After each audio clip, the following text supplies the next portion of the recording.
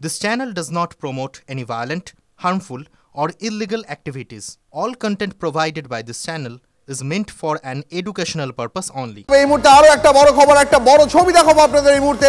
যোগ্যদের পদে ফেরানো এবং পাশাপাশি দুর্নীতিবাজদের শাস্তি দেওয়ার দাবি ডিএসওর বিকাশ ভবন অভিযানকে কেন্দ্র করে ধুন্ধুমার চলছে এই মুহূর্তে। সেই ছবি দেখাবো এই মুহূর্তে। বিকাশ ভবনের রেলিং টপকে ঢোকার চেষ্টা, পুলিশের সঙ্গে ব্যাপক ধস্তাধস্তি। ছবি দেখতে পাচ্ছেন এই মুহূর্তে। আমার সহকর্মী সোমা একদম ঘটনাস্থল থেকে রয়েছেন। সোমা, এই মুহূর্তে কি চলছে ছবিটা দেখতে চাইবো একবার।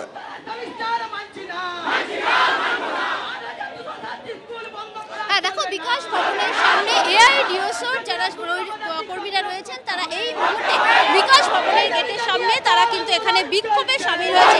দেখতে পাচ্ছ বিকাশ ভবনের ঠিক গেট, তার সামনে কিন্তু তারা এখানে স্লোগান তুলছেন এবং তাদের কিন্তু একটা দাবি রয়েছে। তারা যেটা বলছে যে যোগ্য শিক্ষকদের স্কুলে ফেরাও, দুর্নীতিগ্রস্তদের কঠোর শাস্তি দাও, এই দাবিতেই কিন্তু আজকে তারা এখানে এসেছেন।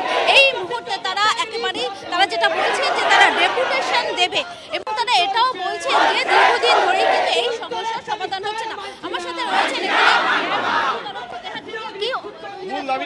যোগ্য শিক্ষকদের সম্মানের সঙ্গে স্কুলে ফেরাতে হবে এবং যারা দুর্নীতিগ্রস্ত তাদের কঠোর শাস্তি দিতে হবে। পশ্চিম বাংলার সরকারি শিক্ষা ব্যবস্থা ভেঙে পড়েছে। কিছুদিন আগে বাঁকুড়ার 7টা মাধ্যমিক স্কুল বন্ধ হয়েছে। এই সরকারি 2রা জুন স্কুল খুললে বহু স্কুলে বিজ্ঞানের শিক্ষক নেই, প্রধান শিক্ষককে গিয়ে স্কুলের দরজা খুলতে হচ্ছে, কোনো শিক্ষাকর্মী নেই। সরকারি শিক্ষা ব্যবস্থা শিক্ষকের অভাবে ভেঙে পড়ছে। আমরা মনে করছি পশ্চিমবাংলায় কয়েক হাজার স্কুল বন্ধ হবে। এর প্রতিবাদ জানিয়ে আমরা আজকে বিকাশ ভবন অভিযান করছি। শিক্ষামন্ত্রীর কাছে আমরা দাবি জানাতে এসেছি যে কবে এই যোগ্য শিক্ষকদের সম্মানের সঙ্গে স্কুলে ফেরানো হবে, কবে শূন্য পদে নিয়োগ হবে।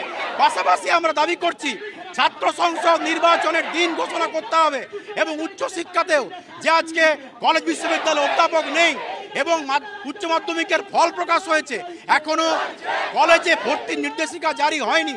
ফলে সরকারি শিক্ষা ব্যবস্থাকে বাঁচাতে আমরা আজকে বিকাশ ভবন অভিযানে আমরা শিক্ষামন্ত্রীর সঙ্গে দেখা করতে চাইব শান্তিপূর্ণভাবে। আমাদের আন্দোলন চলছে।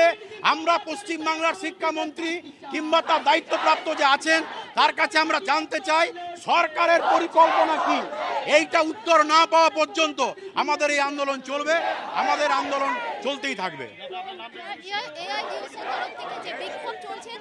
বুঝতে পেরেছি সোমা, আপাতত অনেক ধন্যবাদ তোমাকে। নজর রাখো। এই মুহূর্তে আমরা যে খবরে নজর রাখছিলাম ডিএসওর বিকাশ ভবন অভিযানকে কেন্দ্র করে ধুন্ধুমার।